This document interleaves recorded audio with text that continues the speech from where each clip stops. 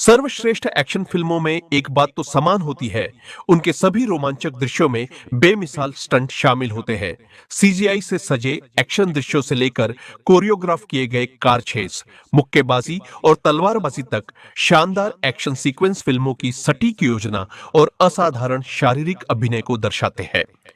2026 का आधा साल ही बीता है, लेकिन कुछ बेहतरीन फिल्में पहले ही रिलीज हो चुकी हैं। एक सरप्राइज हिट फिल्म अभी भी सिनेमा घरों में चल रही है, लेकिन अचानक रिलीज होने के बाद आप स्ट्रीमिंग पर इस एक्शन थ्रिलर का आनंद ले सकते हैं। लेकिन इनमें से कोई भी एद फ्यूरियस की बराबरी नहीं कर सकता। कहानी वांग वेई जियामियाओ नाम के एक आम आदमी की है, जिसकी बेटी को तस्कर अगवा कर लेते हैं। भ्रष्ट पुलिस द्वारा मदद की गुहार अनसुनी किए जाने पर वेई अपनी बेटी को ढूंढने के लिए निकल पड़ता है, जिसकी पत्नी भी रहस्यमय तरीके से गायब हो जाती है। उनकी यह मुहिम उन्हें एक खतरनाक आपराधिक दुनिया में ले जाती है, जहां उन्हें गुंडों की लहरों और एक शक्तिशाली तस्करी नेटवर्क के उच्च अधिकारियों से लड़ना पड़ता है। पिछले साल टीआईएफएफ में प्रदर्शित होने के बाद फिल्म को अंतर्राष्ट्रीय वितरण के लिए लायंसगेट फिल्म्स ने तुरंत खरीद लिया था।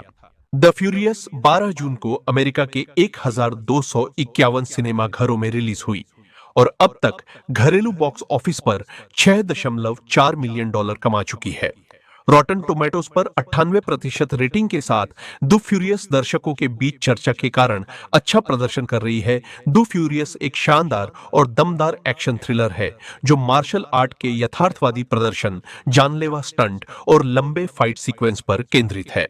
फिल्म में शेकी कैम शॉट्स और रैपिड कट्स के बजाय लॉन्ग टेक्स और वाइड एंगल पर्सपेक्टिव का इस्तेमाल किया गया है, जिससे फाइट कोरियोग्राफी स्क्रीन पर उभर कर सामने आती है। निर्देशक केंजी तानिगाकी ने भी असाधारण संयम दिखाया है और हर सीन को अनावश्यक रूप से हिंसक होने से बचाते हुए उसकी सीमाओं को आगे बढ़ाया है।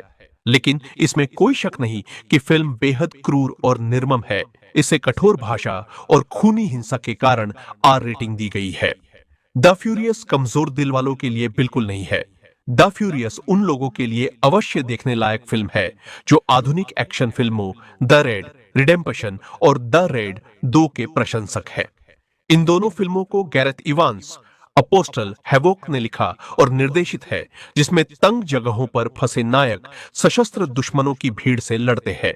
सीक्वल ने अपना रुख बदल दिया और मुख्य खलनायकों की पृष्ठभूमि को विस्तार से बताते हुए चरित्र विकास पर अधिक ध्यान केंद्रित किया। तानिगाकी ने कहा कि वह फ्यूरियस में दक्षिण पूर्व एशिया की विशिष्ट सामाजिक समस्याओं का जिक्र नहीं करना चाहते थे, क्योंकि वो चाहते हैं कि फिल्म अंतर्राष्ट्रीय स्तर पर लोकप्रिय हो।